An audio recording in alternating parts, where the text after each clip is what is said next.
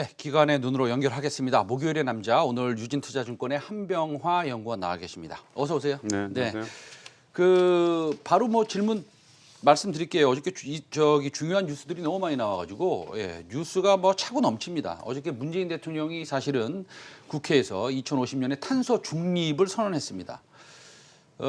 탄소 중립 목표 나아가겠다 이렇게 선언을 했는데 이게 뭐 어떻게 보세요? 뭐 역사적인 모멘텀이죠. 이때까지 한 번도 이제 뭐 그린 뉴딜이라든지 에너지 전환 이런 말씀은 많이 하셨지만 사실은 탄소를 중립화 순제로 하겠다는 것은 우리 이제 산업재 중심인 우리나라 국가에서는 네네. 사실은 대통령의 입장에서는 매우 조심스러운 얘기입니다. 네네. 근데 이제 그것을 전격적으로 저렇게 발표하셨다는 것은 아마도 이제 중국도 그렇고 일본도 그렇고 우리 주변에 있는 이 아시아 3강에서 이제 2강이 확정을 했기 때문에 우리도 이제 따라가지 않을 수가 없는 이제 그런 입장이었던 것 같고요. 네.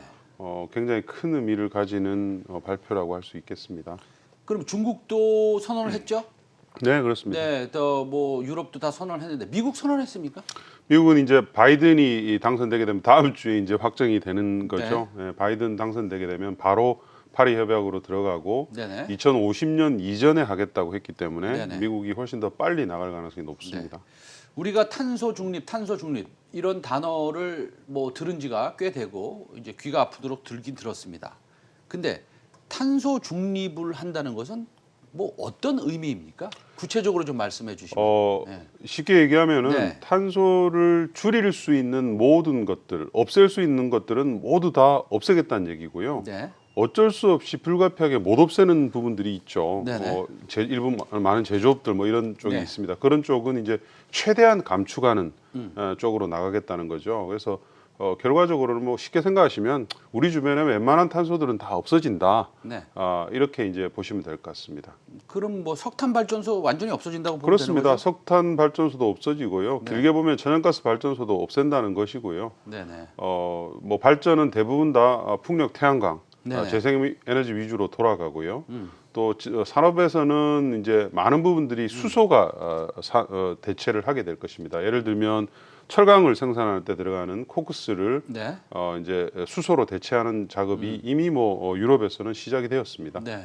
알겠습니다. 근데 그 지난 7월에 보면은 그때 이제 그 그린 뉴딜 발표를 정부에서 할 때 그때 이제 탄소 중립 선언을 같이 발표할 거라고 조금 예상을 했었는데 그렇지 않고 좀 시간이 지나서 이게 국회 연설을 통해서 탄소 중립을 발표한 것은 이건 뭐 어떤 특별한 의미가 있는 겁니까? 아니면 조금 뭐 좀 늦게 발표했다 뭐 이 정도 생각하면 되는 겁니까? 산업에 대한 일단 뭐 제가 봤을 때는 뭐 배려라고 할 수가 있겠습니다. 이게 어느 정도 중지를 모아가는 그런 네. 이제 과정이 있어야지 서로 이제 빨리 나갈 수가 있기 때문에 뭐 덜컥하게 되면 힘들죠. 근데 이제 그린 뉴딜을 하면서 신산업을 이제 성장시키는 쪽으로 이미 말씀을 했고 네. 그 다음에 이제 탄소 중립을 하게 되면 아무래도 이제 업체들 입장에서는 신산업으로 우리가 구산업을 좀 대체해야 되겠다 이런 이제 생각들이 많이 이제 있을 수가 있는 거죠. 예. 그 저는요 저의 두 가지 소원이 있으면 하나는 통일이고요. 두 번째는 좀 미세먼지가 없었으면 좋겠습니다. 네. 근데 미세먼지가 많다는 것은 사실은 석탄 발전소가 많다 이렇게 좀 상식적으로 생각할 수 있지 않습니까? 그렇습니다. 근데 중국이 좀 탄소 중립을 좀 선언을 했으면 좋겠다고 생각했는데 네. 그래서 미세먼지가 좀 많이 없어질 수 있다 그렇게 생각을 했었는데 이 중국이 선언을 했어요. 그렇죠. 예, 그러면은 이래 본격적인 실행 움직임을 좀 보이고 있습니까? 어떻습니까? 그럼요. 예, 중국은 2030년 이전에 피크를 만들겠다고 얘기를 했고요. 60년 이전에 하겠다고 해서 이미 지금 이번 주에 활발하게 논의가 되고 있는 상태고요. 주요한 목표치들에 대해서요. 아마 내일까지 해서 웬만한 목표치들은 뭐 풍력, 태양광, 전기차, 수소 관련해서 다 아마 만들어질 것으로 보입니다. 만들어지고 나면 이제 업계들하고 서로 이제 공람을 하게 되고요. 내년 3월 달에 확정해서 이제 발표할 것으로 이렇게 보입니다. 근데 지금 현재 흘러나오는 얘기들로 봤을 때는 네. 뭐 재생에너지, 전기차, 수소차의 예전보다 훨씬 더 빠른 그런 어떤 채택, 성장 뭐 이런 것들이 보일 것으로 그렇게 판단을 하고 있습니다. 그 두 가지 이제 여쭤볼 텐데요. 하나 더 여쭤보면 중국에 대해서. 예. 그 중국이 2035년이네요. 35년까지 내연 기관차 안 만든다고.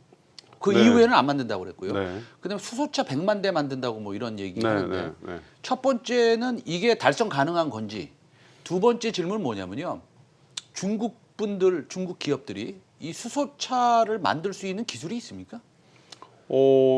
완전한 기술은 지금 이제 별로 없는 상태라서 네네. 해외와 합작으로 진행을 하고 있고요. 네. 뭐 지금 승용차 이제 막 시작을 했고 네. 상용차도 이제 해외 업체들과 해외 이제 수소 연료전지를 가지고 와서 네. 만드는 쪽으로 하고 있고 중국이 지금 4개 권역을 수소 보조금을 받을 수 있는 권역으로 지금 선정하는 작업을 하고 있어요. 네. 그 선정이 되어야지 보조금을 받을 수 있고 그 선정 요건에는 7대 수소 기술을 보유한 기업을 해당 영내에 유치를 해야 됩니다. 네. 그래서 이제 많은 중국의 지방 정부하고 중앙 정부가 네. 그 조인트된 법인을 하나 설립을 해서 네, 네.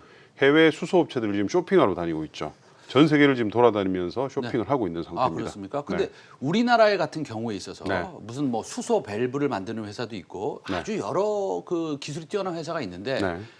이 기술은 도저히 넘볼 수 없는 기술이다라고 하는 부품을 만드는 회사도 있지 않습니까? 제가 그렇습니다. 알기로는 멤브레인을 만드는 상하 프론테크로 알고 있는데 네, 네. 이런 상하 프론테크 같은 회사는 사실은 뭐 이 회사의 기술력을 따라잡으려면 5년 10년 걸려도 어려운 거 아닙니까? 사업 프론테크의 멤브레인 기술은 네. 그 쉽게 얘기하면 고어텍스 멤브레인이고요. 네, 그렇죠. PTFE라는 소재를 기반으로 하는데 이 소재에 대해서 이 회사 50년 된 회사거든요. 네네. 그러니까 50년 되어서 이제 응축됐던 기술이 이제 적용이 되는 네. 그것도 이제 현대차하고 개발을 상당 기간 지금 오래 했어요. 네네. 한 3년 이상 개발한 네. 한 상태에서 이제 네. 채택이 되었기 때문에 사실상 뭐 이걸 하지 않는 업체가 신규로 들어와서 한다는 것은 불가능하고요. 아하. 그렇기 때문에 이제 고사가 글로벌 독점을 오랜 기간을 했었던 것이죠. 알겠습니다. 그러면 요즘 약간 센시티브한 질문인데 제가 뉴스를 슬쩍 이렇게 보니까 사실은 원전의 효율성이 굉장히 뛰어나고 네, 그 다음에 우리나라의 해상 풍력을 네, 정부의 목표 한 대로 수십 기가와트겠죠. 그게 지으려면 뭐 바다를 몇 번 둘러싸야 된다. 네. 그렇기 때문에 원전을 그렇게 포기하는 것이 올바른 거냐. 물론 뷰가 다 있는 것이죠. 이런 뉴스들도 요즘에 좀 보입니다. 그거에 대해서는 어떻게 생각하세요? 완전히 편견된 뉴스입니다. 네. 뭐 일부 아마 국회의원이 국감에서 질의를 한 걸로 알고 있는데 저도 네. 그 기사를 읽어봤는데 네네. 거기서 나온 풍력 발전기는 3메가와트급 해상 풍력 발전기를 기준으로 둘러싼다 뭐 이런 얘기였어요. 아, 지금 3메가와트짜리. 지금 이제 전 세계 표준은 해상 풍력에서 8메가고요. 네네. 이제 웬만한 2, 3년 뒤에는 다 10메가 이상입니다. 아, 차이가 많이 나고요. 그리고 원전 참 우리나라에서 말도 많은데요. 네, 네. 전 세계 원전의 주요한 사업을 시작한 업체들은 다 망했습니다. 웨스팅하우스 부도 났고요. 네. 아레바도 부도 났고요. 네. 원전은 이제는 전 세계에서 주요한 산업이 전혀 아니고요. 생각해 보시면 우리가 일본 후쿠시마 원전 이후에 지금 저 오염된 네. 그 물을 갖다가 방류하는 것에 대해서 네. 우리 엄청나게 민감하게 받아들이고 그렇죠. 있잖아요. 예, 예. 일본에서 그것을 들어오는 보면서 뭐, 네. 우리가 그렇죠. 원전을 갖다가 왜 안 왔냐고 얘기하는 것은 사실은 이율배반적인 것이고요. 만약에 여러분 주변에 네. 내가 사는 주변에 내 고향에 원전을 짓는다고 한번 생각해 보시죠. 절대 반대죠. 누가 찬성을 하겠습니까? 네. 원전에서 나오는 핵 폐기물을 우리가 영구히 보관을 해야 되는 그런 부담 때문에 그렇습니다. 그래서 그 부분은 아마 좀 긴 안목으로 좀 크게 보고 접근을 하는 게 알겠습니다. 맞다고 이렇게 그러니까 판단합니다. 지금 기사에 난 예를 들어서 뭐 남해 바다를 3번 둘러싸야지 될까 네. 말까한 풍력 그 해상 풍력 타워를 설치해야지 정부가 목표한 대로 된다. 그렇기 때문에 이건 터무니없다라고 한 것은 네. 3메가와트 기준이고 요즘엔 10메가와트가 나오는데 그거에 3배 되는 타워를 세우면 그냥 편하게 세우면 된다. 뭐 이런 말씀이시네요. 그렇죠? 네, 그렇습니다. 알겠습니다. 그러면 요즘에 그 삼강 MNT를 비롯해서 뭐 유니슨 그렇죠. 풍력 관련돼서 뭐 이런 종목들이 조금 수소도 마찬가지죠. 두산 퓨얼셀도 이제 올라가다가 좀 쉬고 있는데요. 이렇게 조금 성장을 반영하다가 조금 쉬고 있는 이런 상태. 이거 수급의 문제가 좀 있는 것입니까? 뭐 어떻게 생각하세요? 뭐 여러분 다 아실 겁니다. 지금 네. 대주주 과세 이슈잖아요. 네네. 연초부터 가장 많이 오른 종목들이 그린 관련주들이고요. 네. 국내에서 해외에서도 마찬가지입니다. 근데 해외에서의 관련주들은 그렇게 별로 큰 요즘 하락이 없었죠. 네. 우리만 이렇게 이제 많이 한 30% 가까이 급락한 이유는 결국은 이제 대주주 과세 요건입니다. 다른 이유는 사실은 찾아보기 힘들고요. 근데 이제 이 기간이 좀 고통스럽죠. 네. 저도 그래서 상당히 좀 마음이 별로 좋지 않은데, 네네. 근데 어쨌든 한 2달 정도 견디시면 네네. 뭐 내년부터 시작되는 장은 또 네. 아마 힘차게 시작을 할 것 같고요. 왜냐하면 지난 한 달 사이에 네. 완전히 바뀌었습니다. 그러니까 네. 중국, 일본, 미국, 한국까지 지금 탄소 중립을 선언을 했다는 말은 내년부터 관련 그린 산업의 성장세가 네.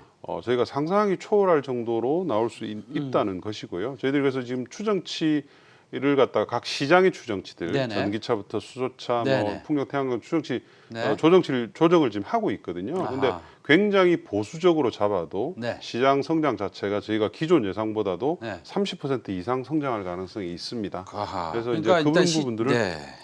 시장이 엄청나게 성장한다고 예상치를 잡아 놓으셨는데 이번에 탄소 중립 모든 거의 선진국에서 중국을 포함해서 탄소 중립을 선언한 이후에 보수적으로 측정을 해도 네. 30% 이상 이미 성장하는 그 시점에서부터 또 30% 이상 네, 그렇습니다. 성장을 할 수 있다라고 지금 생각을 하신다고 말씀하셨습니다.